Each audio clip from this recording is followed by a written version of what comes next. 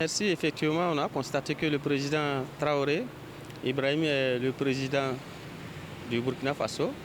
Tel était le désir de la jeunesse. Voilà, et comme j'aime dire, rien de nouveau sur la terre. On a constaté, il est le président et félicitations effectivement à la jeunesse. Et nous ferons confiance effectivement à cette jeunesse pour tenir et conduire à bon port le bateau, qu'il soit vraiment le bon capitaine du Burkina Faso qui vraiment a tant de blessures, que chacun puisse guérir de sa blessure. Et écoute, sa nomination est la bienvenue parce que ça a été un engouement populaire et que c'est le peuple qui a voulu ça. Et je pense que ça peut interpeller tout un chacun à apporter sa touche pour amener la paix dans ce pays. Nos attentes sont très fortes. Vous le savez tous, tout le monde est conscient de la situation qui prévaut aujourd'hui au Burkina Faso, notamment la situation sécuritaire.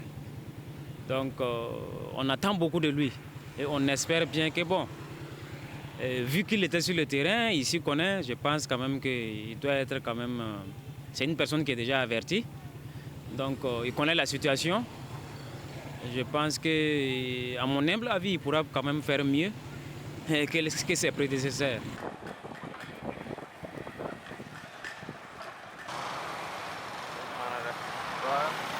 La plupart du temps, c'est quoi? Quand les gens vont à l'Assemblée, c'est pour se remplir les poches.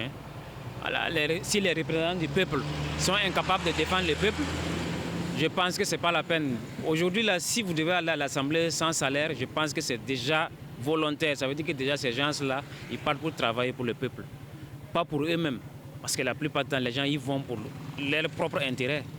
Mais maintenant, s'il faut parler, ce qu'on va voir à l'Assemblée, on saura vraiment que c'est des vrais patriotes. Certes, on a des soucis, mais je pense que le patriotisme là, ça ne veut pas dire de travailler sans rien. On pourrait toujours les rémunérer.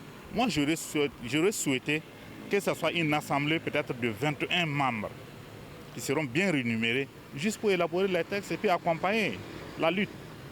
Sinon, ne rien leur donner, je pense que c'est bien, mais on n'est pas aussi pour risque à ce point. C'est juste pour un intervalle de temps bien court. Voilà. Il faut aussi accepter cela, faire ce sacrifice.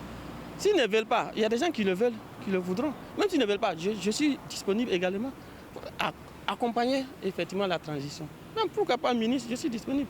Nous, ailleurs, on a porté notre preuve de patriotisme, mais vraiment, quand on regarde, beaucoup n'ont pas de vision, beaucoup n'ont pas d'idée de planification pour le pays. Et c'est triste.